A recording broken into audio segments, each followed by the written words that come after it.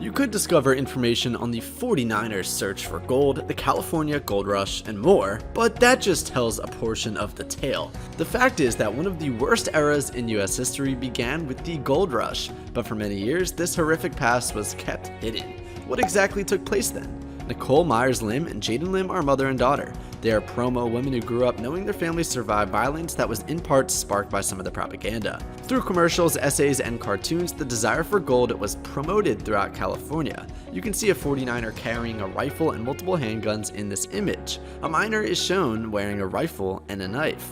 During the California Gold Rush, 300,000 people rushed to the state. The fact that many of them were well armed pushed them to act in an aggressive and hazardous manner.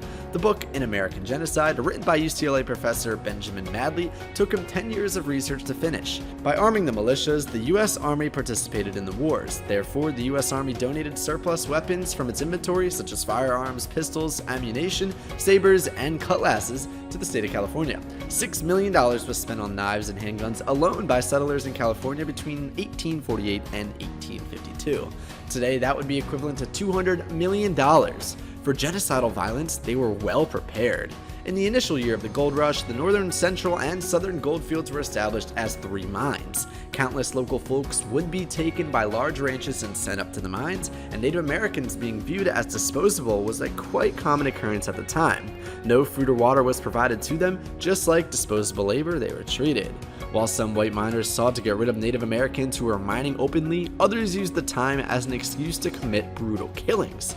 Charles Stone and Andrew Kelsey, 2 settlers who owned a cattle ranch in Clear Lake, held Pomo and Wapo natives as slaves. The Bloody Island Massacre became the name of this retaliation assault today.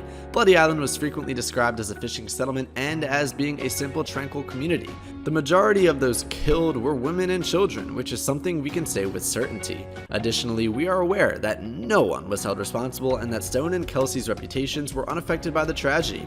Kelsey is remembered by the name of the Californian town of Kelseyville. The guys who perpetrated those atrocities were not censored. They did not face a court-martial. They did not lose their army status. In reality, all of the men who took part later received promotions. A few of them went on to become generals, and one later in life rose to the position of governor of the state of California. When you consider the history of California governors, this statistic shouldn't come as a huge surprise.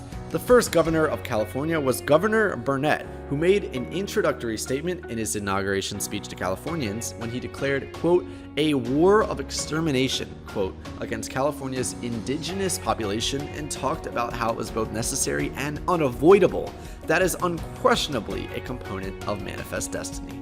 Along with the army-backed militia and independent white settlers, this newly constituted government of California also issued a law allowing the formation of ranger militias. Gold miners, settlers, and various U.S. Army officers at various levels made up these volunteer groups. It's not overstated, in my opinion, to claim that California lawmakers created and later supported a state-sponsored murdering machine to capture or kill all California Indians.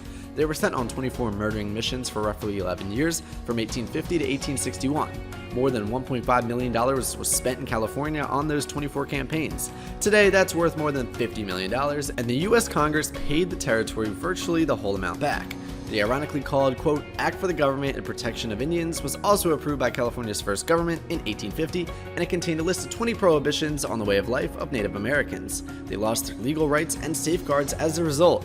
The separation of Native Americans from their families and cultures for at least one generation of children and adults was one of the principal goals of this legislation, which involved separating them from them during their reproductive years. You are aware that the government's ultimate goal was the destruction of all Native Americans, and in California there are many empty graves. Many of the murderers were either not reported or no precise figures were given. When the death tolls are stated as, quote, an entire village except a few children, or anything as straightforward as, quote, several, Benjamin Madley provides an example of that in his book. Consequently, we are aware that between 9,000 and 16,000 persons perished violently throughout these years at the hands of militias, vigilantes, U.S. Army personnel, and their support.